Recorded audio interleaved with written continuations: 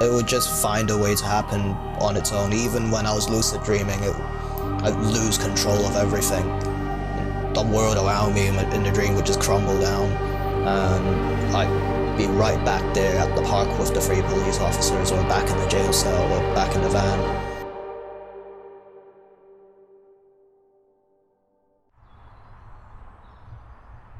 I grew up in Hong Kong, and I was raised mainly by my grandfather, because mom and dad were always working constantly, and someone else would have to be there. I'm Sampy. I'm from Hong Kong. I'm living in England now. I'm 20 years old, and I'm a practicing artist.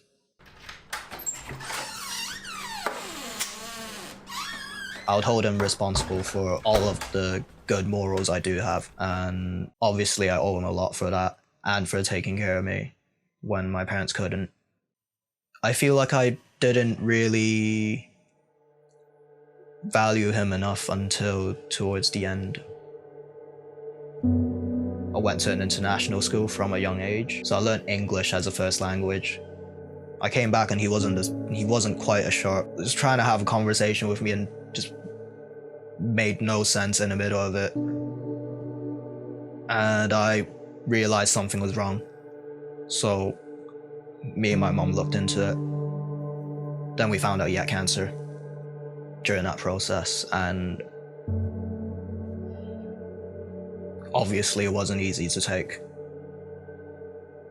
And it just clouded for like every single day from then onwards, because I had to go all the way back and not a clue what was going on with him. They wouldn't tell me when I was back in England because they thought they were doing me good by not distracting me, but it was distracting not knowing what the hell was going on. I didn't know he had died initially, but I saw my uncle post a Facebook status, and then I knew. I wasn't ready for him to go, because I wasn't particularly seen as like a good sort of child. I'd not done anything to justify him treating me as nicely as he did, because he was the nicest to me out of everyone in the whole family. And I wanted him to go knowing that it was justified, that I had something to show for myself, that what he did was right and I couldn't.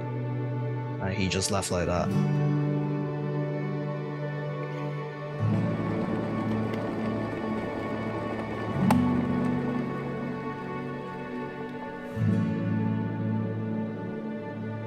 After that, I just totally collapsed. I said, I'm not doing anything anymore. I'm not going to university. I need you to just stay in bed and just be left alone. I can't do this right now. It just kept spiraling downwards, went off the rails for a bit. Towards the end in Hong Kong, I had no friends. They slowly disappeared throughout the year as I went further and further down. I didn't care because I was addicted to it. I was addicted to every single thing in life that would get me high, that would give me that dopamine rush to make me forget what the hell was going on with me inside. Junk food, watching TV shows non-stop, the drugs, drinking, partying.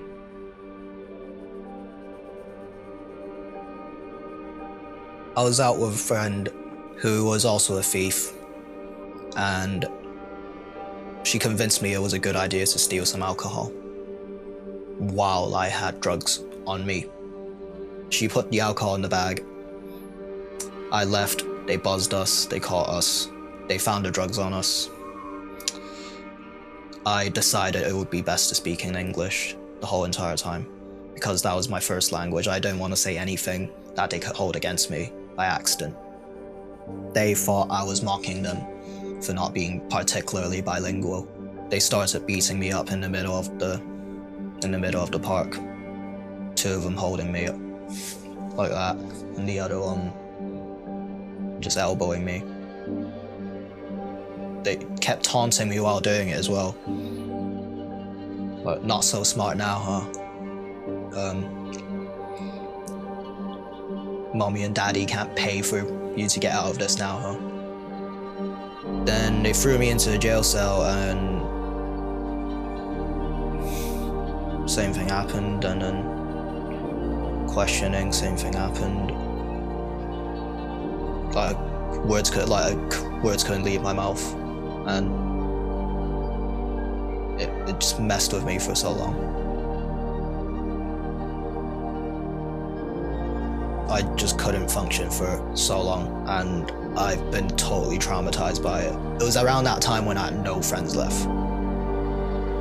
So it was one scene I particularly remember of myself, when I was just sat in the couch, thinking, what the hell am I doing here now? And I couldn't hold my hands up straight without shaking them because of the beatings.